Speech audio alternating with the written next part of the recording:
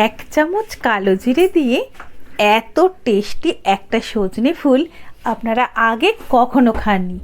একবার হলেও তৈরি করে খান, ভাতে কিন্তু টান পড়ে যাবে। নমস্কার বন্ধুরা, দীপা ডায়েরিতে আরও একটি নতুন পর্বে সকলকে স্বাগত। আজকে হাজির হয়েছি একেবারে অভিনব একটা সজনে ফুলের রেসিপি নিয়ে। সজনে ফুল কত উপকারী তা আমরা কম বেশি প্রত্যেকেই জানি, আর এখন বাজারে কিন্তু প্রচুর সজনে ফুল পাওয়া যাচ্ছে। চলুন আজকে চটজলদি এই রেসিপিটা দেখে নেব। এই রেসিপিটা তৈরি করার জন্য এখানে আমি সজনে ফুলগুলো ভালো করে বেছে 2-3 বার জল পাল্টে ধুয়ে নিয়েছি। যেহেতু বাজার থেকে আসা ফুল, তাই কয়েকবার করে জল পাল্টে পাল্টে ধুয়ে নিতে হবে। যত ভালোভাবে ধোবেন এটা কিন্তু তত ভালো লাগবে খেতে। ভালোভাবে না ধুলে কিন্তু এটাতে একটু বালি ভাব থাকবে, কচকচ করতে পারে বালি, তাই ভালোভাবে ফুলটা ধুয়ে নিতে হবে। গ্যাসের মধ্যে একটা কড়াই বসিয়ে তার মধ্যে কড়াইটা যখন ভালোভাবে গরম হবে তখন 2 থেকে 3 চামচ তেল দিয়ে দেবো। তারপর দিয়ে দেবো 1 চামচ কালো জিরে আর একটা শুকনো লঙ্কা, যেটা আমি ভেঙে নিয়ে দিয়েছি। 10-12 সেকেন্ড এটাকে একটুখানি ভেজে নিয়ে এর মধ্যে ঝিরি করে কেটে রাখা আলু দিয়ে দিলাম একটা। আলুটা আমরা যেভাবে আলু ভাজা করি ঠিক সেই রকমভাবে আলুটা কেটে নিতে হবে। 2 মিনিট মতো একটুখানি আলুটাকে ভেজে নিতে হবে।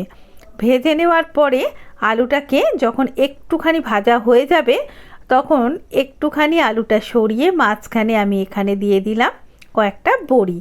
বন্ধুরা, চাইলে কিন্তু আপনি বড়িটা আগে ভেজে তুলে রাখতে পারেন, তাতে কিন্তু আপনার তেলের পরিমাণটা একটু বেশি লাগবে।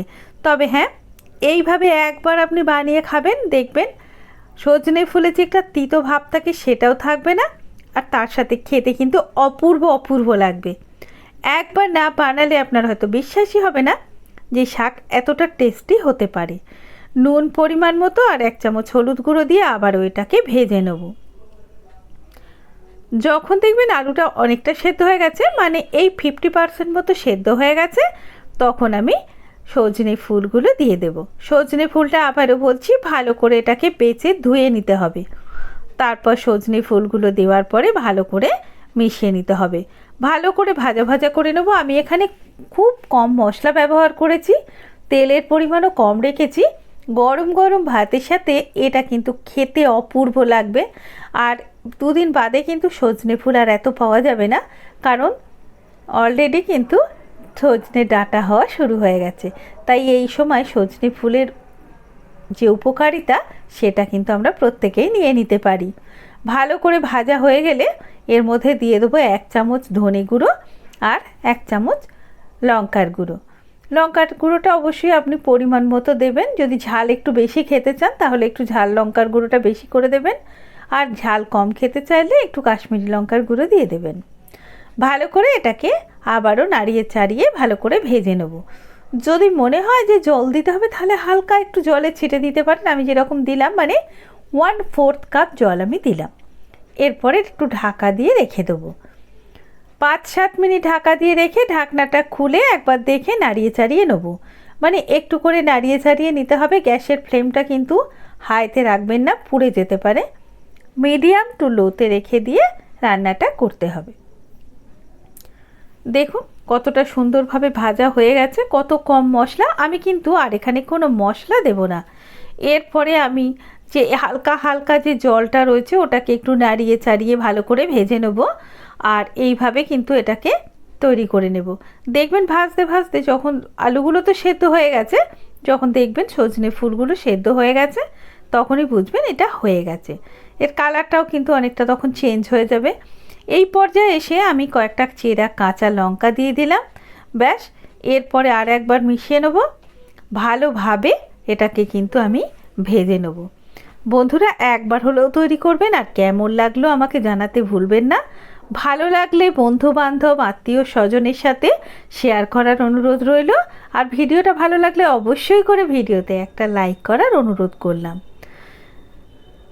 দেখুন বন্ধুরা, ভালোভাবে এটাকে আমি ভেজে নিয়েছি। আর এটা ভাজা, দেখুন কতটা ভাজা হয়ে গেছে, একদম ভাজাই হয়ে গেছে। আর কিন্তু আমি জল দিইনি। যদি আপনাদের মনে হয় একটু জলের ছিটে দিতে পারেন, কিন্তু এতে বেশি জল দিতে হবে না। এটা একদম শুকনো ঝুরঝুরে মতো ভাজাটা হবে, যেটা গরম ভাত দিয়ে খেতে অসাধারণ, মানে অসাধারণ লাগবে। শুধুমাত্র এইটা দিয়েই এক থালা ভাত আপনি খেয়ে নিতে পারবেন। আর এখানে আমি একটুখানি কেশরি মেথি দিয়ে দিলাম এই স্বাদটাকে বাড়ানোর জন্য। একেবারেই কিন্তু অপশনাল, না থাকলে না দেওয়ার কোনো দরকার নেই। ভালো করে এটাকে আমি মিশিয়ে নেব। দেখুন মেশাতে মেশাতেই কিন্তু এটা ভালোভাবেই ভাজা হয়ে গেছে। তাহলে বন্ধুরা দেরি না করে চটপট করে তৈরি করে নিন আজকের এই রেসিপিটা। আর কেমন লাগলো রেসিপি অবশ্যই আমাকে কমেন্ট করে জানাবেন। আপনাদের একটা মূল্যবান মতামত আমাকে উৎসাহিত করবে, অনুপ্রাণিত করবে। হাফ চামচ ঘি দিয়ে দিলাম এর মধ্যে, ব্যাস। আর একটুখানি চিনি, চিনিটা কিন্তু দিলে এই স্বাদটা কিন্তু ব্যালেন্স হবে, যে তিতো একটা ভাব থাকে সেটা থাকবে না, আর স্বাদটা কিন্তু অপূর্ব লাগবে। এই ধরনের রেসিপি পেতে চাইলে দীপা ডায়েরি চ্যানেলটা সাবস্ক্রাইব করে নিয়ে আমার সঙ্গে থাকবেন। ভালো থাকবেন, সুস্থ থাকবেন। দেখা হচ্ছে নতুন পর্বে নতুন ভিডিও নিয়ে। আর এতক্ষণ আমার সঙ্গে থাকার জন্য অনেক অনেক ধন্যবাদ।